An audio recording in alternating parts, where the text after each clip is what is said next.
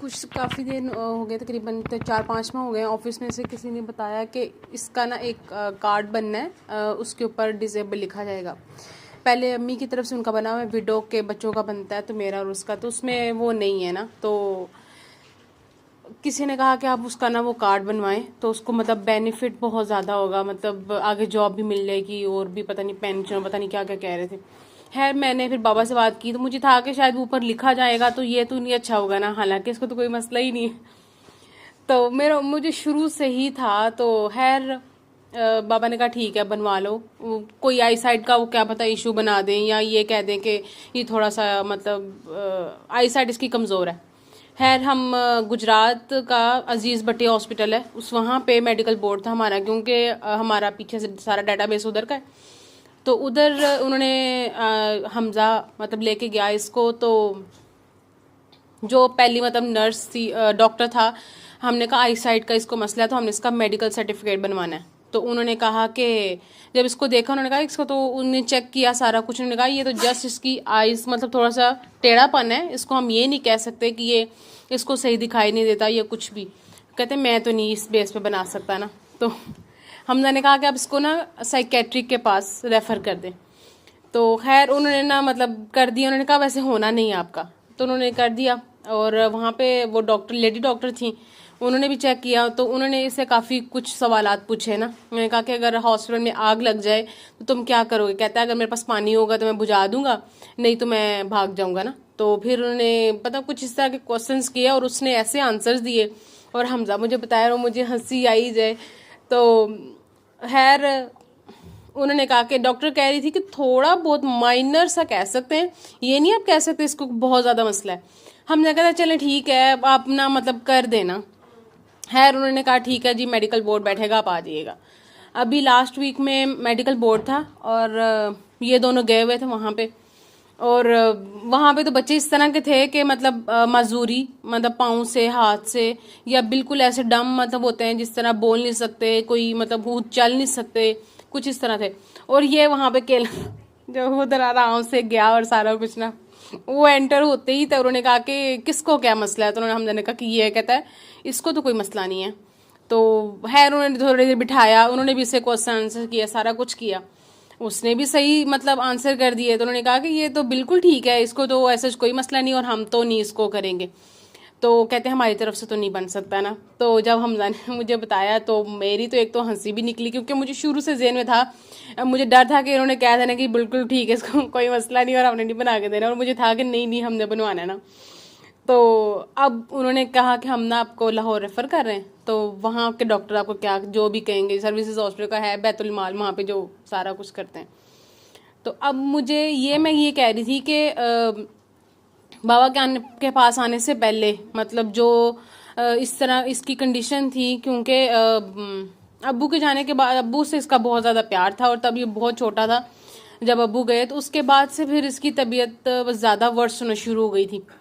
तो मैं अम्मी की हिम्मत थी मतलब मुझे, और वो बताओ ना लोगों को जो नए सुनने वाले हैं, उनको बताओ कि क्या हालत क्या थी जो अब आप कह रहे हो कि हाँ डॉक्टर ने भी चेक किया, डॉक्टर ने भी कह दिया कोई मसला नहीं है। वो बताओ पूरी कहानी। ऑटिज्म का कहते थे डॉक्टर्स को। और हमें पता नहीं था, मतलब कपड़े वगैरह नहीं पहनने खुद से और खाना पीना नहीं, और नींद का तो इसको पता ही नहीं, रात में पूरी रात ये सोता नहीं था और दिन में इसने 2-3 घंटे बस सोना। क्या एज थी इसकी? उसकी तकरीबन अबू 2011 में गए और ये मुझे लगता था 12-13 साल का। तो हाँ 12-13 साल का। फिर जब हम लाहौर में आ गए, यहाँ पे आके क्योंकि हम अकेले थे, मैं और अम्मी और वो, तो उसको संभालना ज़्यादा मुश्किल हो गया था। और यहाँ पे हमें सारे लोग ये कहते थे कि कुछ लोगों बच्चे होते हैं कि इस तरह जहन हो ना, तो वो बाहर वाले जो लड़के हैं ना, अक्सर हम जब उधर गुजरात में भी थे, किसी ने इसको ना वो ड्रग देने की कोशिश की सिगरेट के थ्रू ना, तो हमजा पास था, उसने मना कर दिया कि इस तरह नहीं ना। तो कभी अम्मी को ये भी डर लगता था कि इस तरह किसी ने कुछ लगा दिया तो मैं क्या करूंगी। मतलब कंडीशन बिल्कुल ही ऐसी थी कि कोई उसको अपनी होश बिल्कुल भी नहीं थी। अम्मी ने उसको संभाला है जैसे भी करके। फिर 2014 में डॉक्टर साहब के पास आए थे हम, वो तो अम्मी के वजह से आए थे, अम्मी मेरी बीमार थी बहुत ज़्यादा, वो ठीक हो गई। उसके बाद फिर आफ्ताब को मतलब साथ लेके आए। फिर उसके बाद से फिर चलता गया सारा, और अब माशाल्लाह अब तो मेडिकल बोर्ड सारा कुछ वो भी हो गया, क्लियर हो गया कि इसको कोई मसला नहीं है, माशाल्लाह बिल्कुल ठीक है। नींद का उसका वही पुराना मसला है, वो तो हम कुछ भी नहीं कहते, वो ठीक है, रात को 2-3 बजे उसको नींद आती है और सुबह। लेकिन जो बाकी चीजें हैं, मतलब जो रास्ता मुझे नहीं पता मैं भूल जाती हूँ, वो उसको पता है, या अम्मी ने अगर कहीं जाना हो तो वो उसको साथ लेके जाते हैं कि इसको सारा कुछ पता है कहाँ पे क्या करना है। तो इतनी समझदारी और इतना माशाल्लाह वो सारा कुछ करना, तो ये सारा कुछ दुआ। और दूसरा माफ करना जो होता है ना, ऑटिज्म बाबा जो कहते हैं कि नफरत हर बीमारी की जड़ है, और जो अपने खूनी रिश्तेदारों से जो हम जब बेबी पेट में होता है तो हम नफरत कर रहे होते हैं उनके घर वालों से, जिस तरह भी उनका गुस्से आ रहे होते हैं, लड़ाइयाँ चल रही होती हैं, अल्लाह ताला के साथ भी चल रही होती हैं, वो सारा अम्मी ने अपना बताया। और वो सारा कुछ माफ़ी सुर रहमान इसके लिए सारा कुछ किया। फिर एक दफ़ा फिर बाबा ने बोला कि उधर जाना है, बीबी पाक दामना, और एक और दरबार है मोच दरिया दरबार पे, वहाँ पे भी गए थे। तो आज 2014 और आज 10 साल हो गए माशाल्लाह से। और अब ये जो हुआ है, मैं तो हैरान, मुझे वाकई बहुत हंसी आ रही थी। आप संभालते हो कि वो नहीं नहीं, अब वो हमें संभाल हमें सेट कर रहा होता है। फिक्र थी एक वक्त पे? हाँ बहुत ज्यादा। और मैं तो अक्सर अम्मी ने ही संभाला है उसको। लेकिन अब ये है कि वो अब अम्मी